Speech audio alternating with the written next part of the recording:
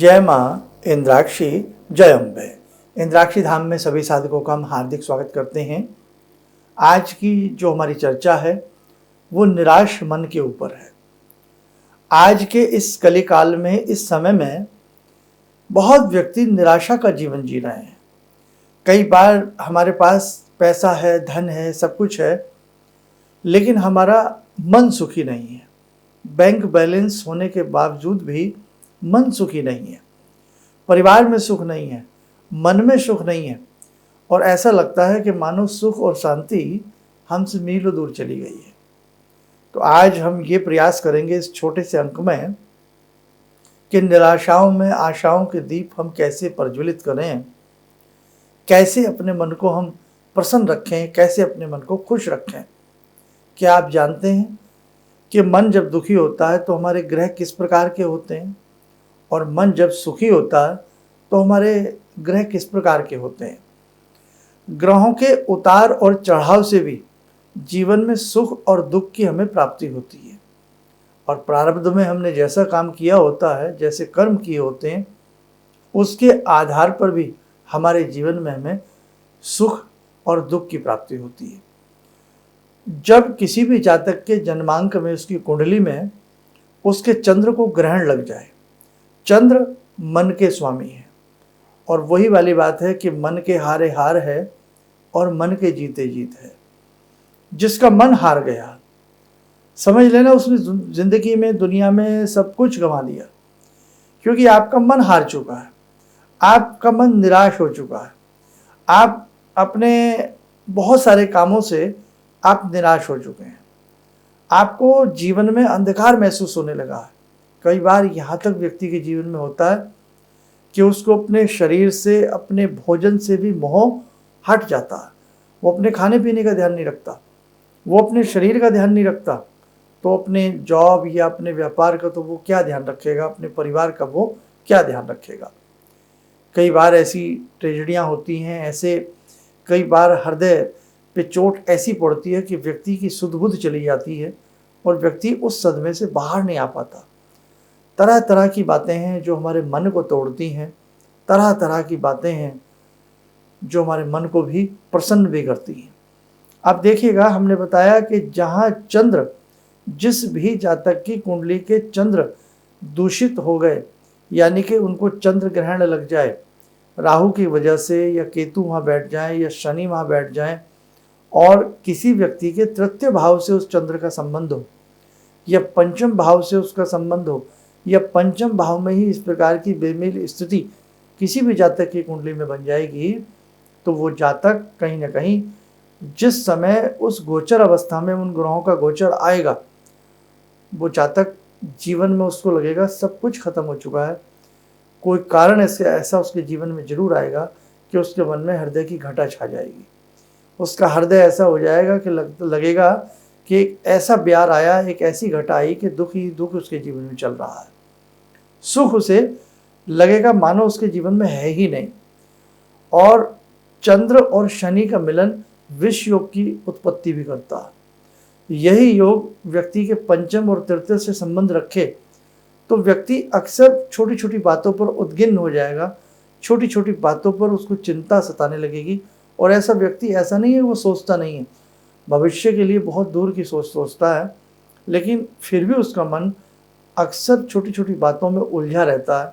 यदि वो अपने आप को ना संभाल पाया तो कहीं ना कहीं विक्षिप्तता उसके जीवन में आएगी, निराशाएं उसके जीवन में आएंगी, और वो अपने सुंदर से सुंदर कामों को भी पीछे छोड़ देगा और वो निराशाओं में खो जाएगा। तो आप ये ध्यान रखें कि कहीं ऐसे योग आपके बच्चे की कुंडली में तो नहीं। आप कुछ दिन से फॉलो कर रहे हैं, देख रहे हैं अपने बच्चों को कि मेरा बेटा बेटी या जो भी, ये पति या पति पत्नी को, बच्चों को देख रहा है, किसी को देख रहा है कि मेरे परिवार का ये सदस्य अजीब से माहौल की ज़िंदगी में जी रहा है, या आप स्वयं को ऐसा महसूस कर रहे हैं कि बड़ा मन घुटा घुटा सा रहता है, बड़ा मन दबा दबा सा रहता है, हर समय एक अजीब सा मन होता है, न किसी रोमांच में उस व्यक्ति का मन है, न किसी अच्छे काम में उसका व्यक्ति का मन है। तो ऐसा क्या होता जा रहा है? तो उस वक्त में मैं उपाय अभी आगे आने वाले समय में कुछ ही उपाय देने वाला हूँ, आप नोट कीजिएगा, एपिसोड में ही इसमें बताऊँगा। लेकिन ऐसा क्यों होता है, मैंने आपको उसका कारण बताया कि चंद्रमा और आपका पंचम भाव और आपकी कुंडली का तृतीय भाव इस चीज़ के बहुत बड़े जिम्मेदार होते हैं। और जिन जातकों का लगन भी कमज़ोर होगा ना ऊपर से, तो वहाँ तो बहुत बड़ी दिक्कत उनके जीवन में आती है। ऐसे ही आपके हाथ की रेखाएं, आपका चंद्रमा ये है, तो चंद्र यहाँ पर भी यदि जिनके पास कुंडलियाँ नहीं हैं, जन्मपत्रियाँ नहीं हैं, उनका चंद्रमा भी यदि बहुत कमज़ोर होगा ना, तो ख़ास तौर से चंद्र कमज़ोर होने से उनकी आइज़ गीली रहती हैं, अर्थात उनको आंसू जल्द आते हैं, जल्द वो रो पड़ते हैं। और कहीं ना कहीं चंद्रमा व्यक्ति के मन में भावुकता भी लाता है, जैसे चांद की रोशनी है, रस की उत्पत्ति करती है, तो वैसा ही एक रस व्यक्ति के अंदर भी होता है। व्यक्ति में भी तरह तरह के रस होते हैं, करुण रस की उत्पत्ति, वीर रस की उत्पत्ति। मंगल जितनी अच्छे जिस जातक के होंगे और पंचम दसम वो पंचम प्रथम या तृतीय भाव से यदि मंगल का संबंध होगा, वीर रस की उत्पत्ति करेंगे उस व्यक्ति के। और यदि ऐसे जातकों का मंगल कहीं ना कहीं केंद्र से प्रभावित होगा, केंद्र में होगा, तो सेना या फौज में वो व्यक्ति अक्सर चले जाते हैं, मतलब उनका भाग्य उनको उस तरफ ले जाता है। अब हम चंद्रमा की बात करते हैं। चंद्रमा कमज़ोर होगा तो नो डाउट उस व्यक्ति का मन भी कमज़ोर होगा। चंद्रमा माँ के कारक भी होते हैं। जिनके चंद्रमा कमज़ोर होंगे तो कहीं ना कहीं स्वास्थ्य के रूप में या मानसिकता के रूप में माता को भी पीड़ा मिलती है। पिता, सूर्य पिता के कारक होते हैं, तो इन ग्रहों से बहुत कुछ डिटेल मालूम पड़ जाती है। आपके माता, आपके पिता, आपका स्वयं का अपना मन। और आज की इस भाग दौड़ बड़ी ज़िंदगी में कहीं ना कहीं हम अपने आप को बहुत अकेला सा महसूस करते हैं। आज छोटे छोटे बच्चों में निराशाएं हैं। आज किसी भी व्यक्ति को देखो, व्यक्ति की जो आंतरिक खुशी होती है ना, व्यक्ति की जो अंतरंग उसकी मनोस्थिति होती है खुशी की, वो कम से कम आज की इस स्थिति में कमज़ोर है। आज बहुत कम ऐसे लोग हैं जो अपने आप को कहते हैं कि मैं बहुत प्रसन्न रहता हूँ, मैं बहुत खुश रहता हूँ, मैं हर समय मेरा मन प्रफुल्लित रहता है। तो ये सारी चीज़ें आज गायब सी होती जा रही हैं। आज का व्यक्ति बहुत ज़्यादा तन्हा हो गया है, आज का व्यक्ति बहुत ज़्यादा अकेला हो गया है। और उसके बावजूद उस व्यक्ति के ग्रह ऐसे हो जाएं तो फिर तो बड़ी दिक्कत की बात आती है। तो अब आप जितना भी मैंने आपको समझाया है आपको समझ में आ गया होगा। एक तो आज की परिस्थितियाँ व्यक्ति के अंदर एकाकीपन, अकेलापन, निराशाएं, सारी चीज़ें उसे परेशान कर रही हैं। और उसके साथ साथ यदि हमारे चंद्र आदि ग्रह भी वीक हों तो और ज़्यादा उस व्यक्ति को कमजोरी महसूस होने लगती है। कई बार विवाह होता है, विवाह के बाद वो सुख नहीं मिल पाता तो मन निराशाओं से घिर जाता है। हम बहुत अच्छे पढ़ लिख लेते हैं लेकिन हमें अच्छी जॉब, अपने मतलब का प्लेटफॉर्म नहीं मिल पाता तो मन निराशाओं में डूब जाता।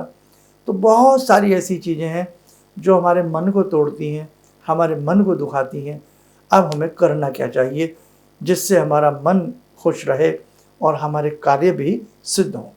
तो सबसे पहली बात तो मैं आपको यही राय दूंगा कि उदय होते सूर्य के समकक्ष प्रातःकाल हमें आधा घंटा गायत्री मंत्र का जप करना चाहिए।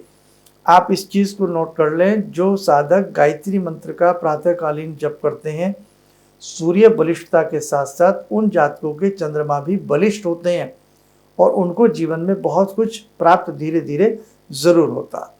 तो आधा घंटा, कम से कम 30 मिनट गायत्री मंत्र का जप सूर्य भगवान का ध्यान करते हुए। गायत्री मंत्र कैसे जपें, गायत्री मंत्र का महत्व, बहुत सारी चीज़ों पर हमने बहुत सारे वीडियो बनाए हैं, आप वो भी हमारे सुन सकते हैं और देख सकते हैं। अब दूसरी बात, इसी के साथ साथ हमें दुर्गा कवच का पाठ करना चाहिए। पहले हमने गायत्री मंत्र पढ़ा, फिर हम दुर्गा कवच का पाठ करें। और तीसरा उपाय कि प्रत्येक बृहस्पतिवार, थर्सडे हमें विष्णु सहस्त्र नाम का पाठ करना चाहिए। और चौथा मैं आपको यहाँ पर दान बताऊंगा। पहला उपाय गायत्री मंत्र, गायत्री मंत्र के बाद दुर्गा कवच का पाठ, और तीसरा थर्सडे के दिन हमें विष्णु सहस्त्र नाम का पाठ करना है। अब दान की बात सुन लें। प्रत्येक सोमवार भगवान शिव के ऊपर 1 लोटा जल हल्का सा मीठा मिलाकर के, मिष्ठान मिलाकर के अर्पण करें और यदि संभव हो उसी दिन उबला हुआ चावल पक्षियों को डालें। मतलब सफ़ेद रंग का दान करें।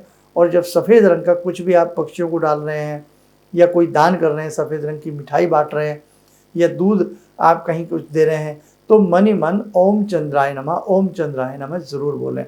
जब शिव पिंडी के ऊपर जल चढ़ाएं, नमः शिवाय बोलें, ओम चंद्राय नमः बोलें। और भगवान शिव ने तो वैसे भी मस्तक के ऊपर चंद्रमा को धारण किया हुआ है, तो मस्तक के ऊपर चंद्रमा है। और उस भगवान भोलेनाथ की जब आप भक्ति करेंगे, वहाँ आप जल आदि चढ़ाएंगे, तो निश्चित रूप से आपके मस्तिष्क में शांति आएगी। चंद्रमा का दान करने से और गायत्री मंत्र पढ़ने से और विष्णु जी का सहस्रनाम पढ़ने से और उधर दुर्गा कवच पढ़ने से हिम्मत बढ़ती है, ग्रह बलिष्ठ होते हैं और पूर्व जन्म के जाने अनजाने जो भी हमारे पाप होते हैं वो गायत्री मंत्र से अवश्य धुल जाते हैं। तो आज के जो ये उपाय हमने बताए हैं, इन्हें करके देखें, आपको बहुत अच्छा रिलीफ मिलेगा।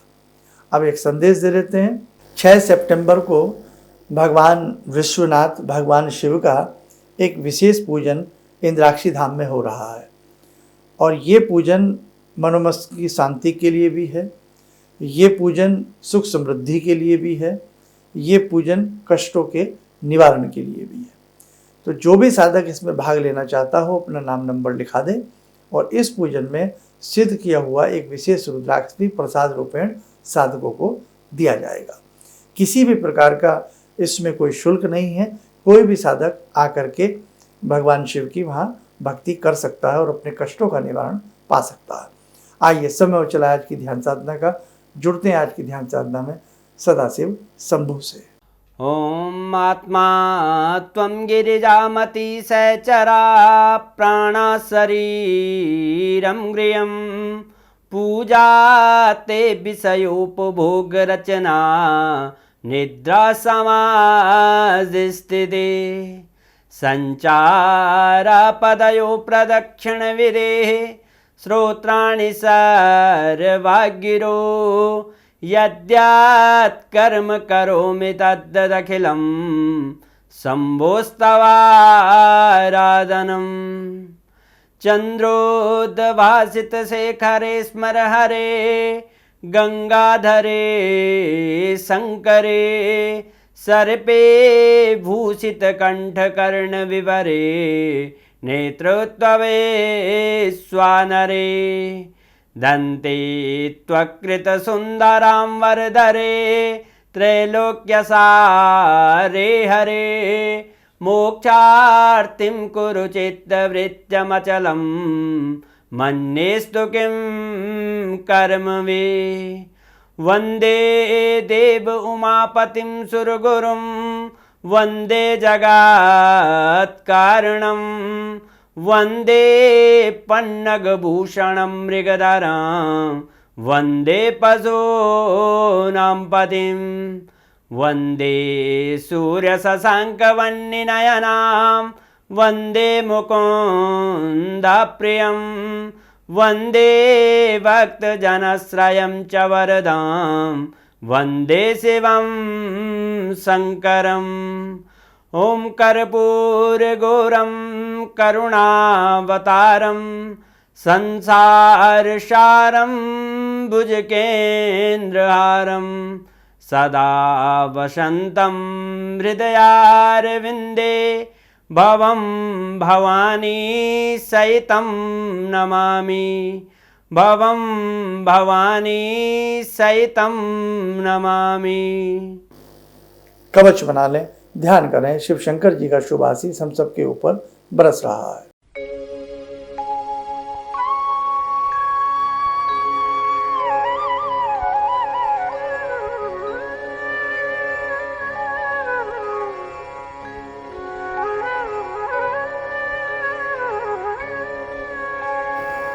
ओम बोलते हुए नेत्र खोलें, सामान्य हो जाए।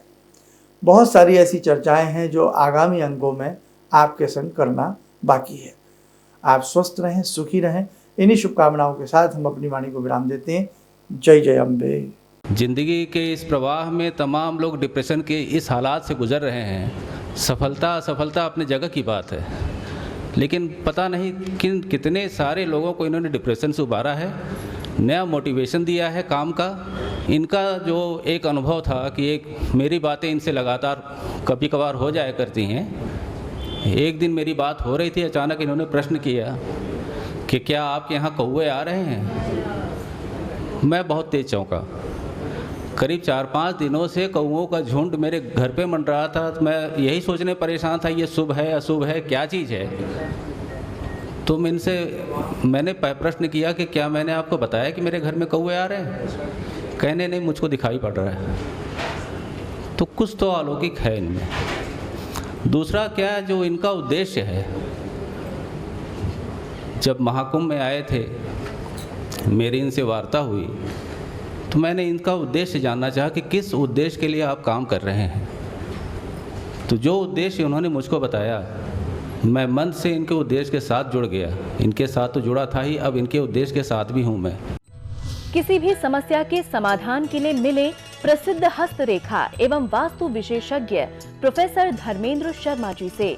नोट: शिविर में भाग लेने हेतु एवं व्यक्तिगत रूप से मिलने के लिए कॉल करने का समय सुबह 10 बजे से शाम 6 बजे तक। हमारे विभिन्न ज्ञानवर्धक कार्यक्रम देखने के लिए आप हमें अभी सब्सक्राइब करें, बेल आइकन को प्रेस करें ताकि आप देख सकें हमारा कार्यक्रम सबसे पहले। और अधिक जानकारी के लिए फेसबुक पेज को लाइक करना न भूलें।